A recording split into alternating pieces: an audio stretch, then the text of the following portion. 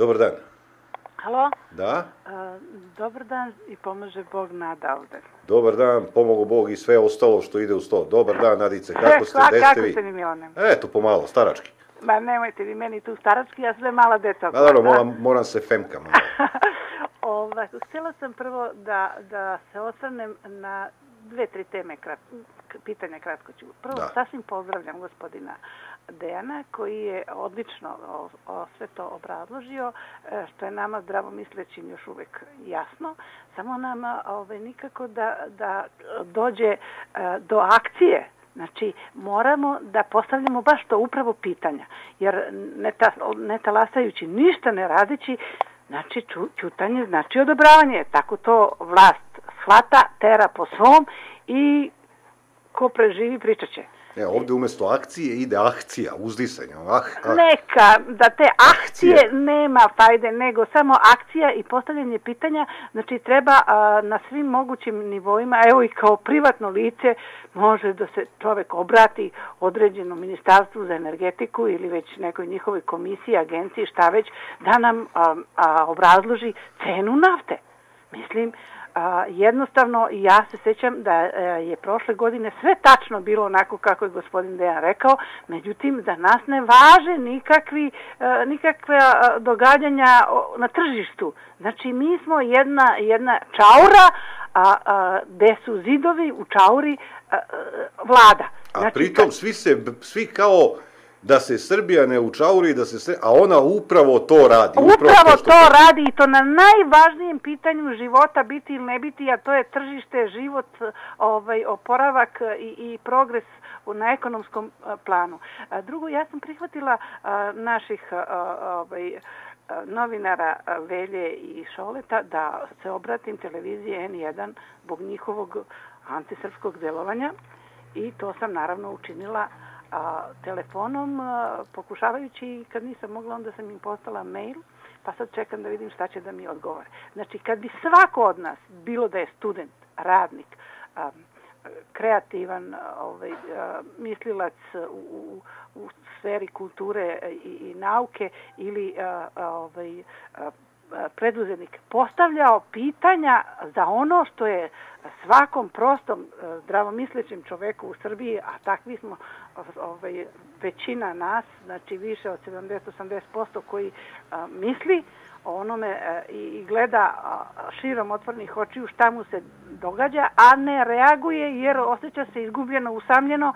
I mi uopšte nismo sami, znači sve nas pogađa to što nas pogađa. I jedino što nam treba da pogodimo, da se tako organizujemo i u pravom momentu opštu akciju pokrenemo. Nikako ne treba istrčavati pojedinačno, znači po nekim granama i tako dalje, nego samo opšte. Ali da bi do te akcije došlo, mora da se zatalasa svako koga šta pogađa od ovih, da kažem, nepogodnosti, ograničenja, dranja kože na sve moguće načine, naplata kamata i kamatinih kamata. Znači, svako ko je tim pogođen da se obrati odgovarajućim institucijama, pitanjima, protestima, nekim dopisima na nekim javnim mjestima, ako ne ništa, bar nekim, što kažu klinci na onim tarabama od građevinskih preduzeća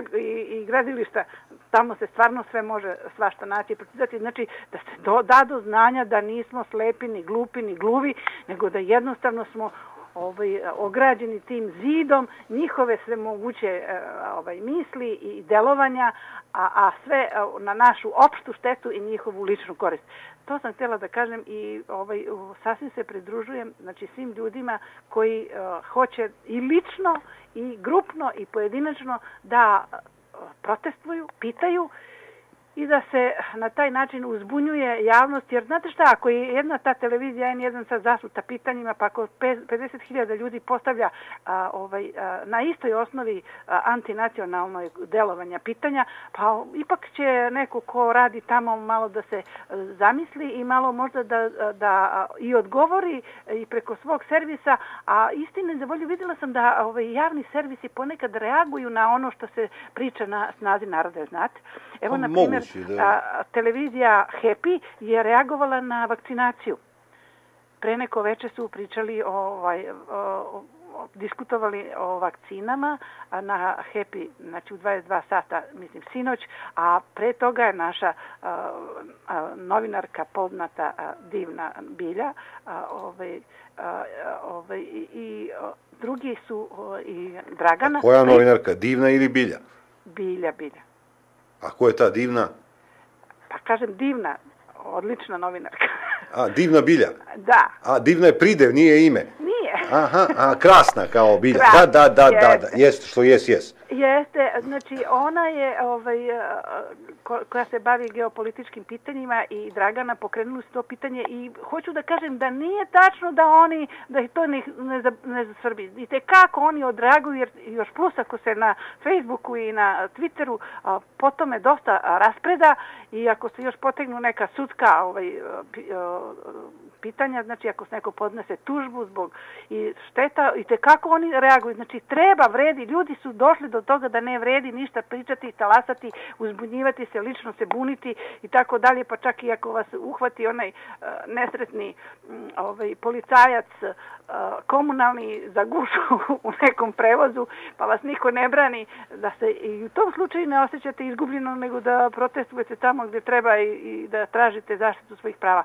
Posebno od vakcinacije i od svega što se pokrene na ovom radiju, ja sam primetila ne samo tu, nego sam vidjela još i na nekim televizijama, sad ne mogu konačno, evo na primjer gospođa čuvena Jovičićka u njenom možda da, možda ne emisijama, uvek se pomalo dotakne, ali toliko stidljivo tema koje su obrađivane baš na našem radiju, da je jednostavno, ja sam vidjela da se ona trgla kad joj je neko postavio pitanja i sa Kosova, postavio je pitanje zašto se do sad o tome nije pričalo, o tome zašto se Srbi iseljavaju sa Kosova. Znači, priča se da treba da se vraćaju, a niko ne pominje prave razloge iseljavanja. To je pitao jedan novinar sa Kosova, ona se trgla i odmah promenila temu. Znači, jednostavno oni su već na velikoj oprezi i pod velikim stresom. Neću da ih žalim, nego treba da ih gazimo i zdravo.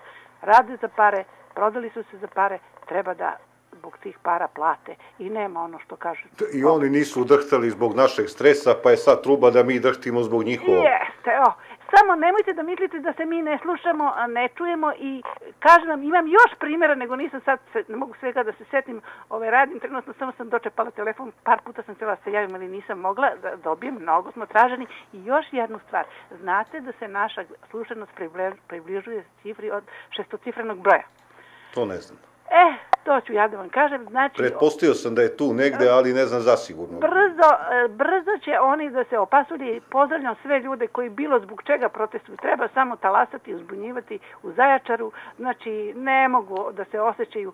Odlično se sećam onog osijonog novinara. Saša se zove, čim se kako je. On mahao papirima, krađama. A sad samo igara i neki komadić hleba. Vrlo malo.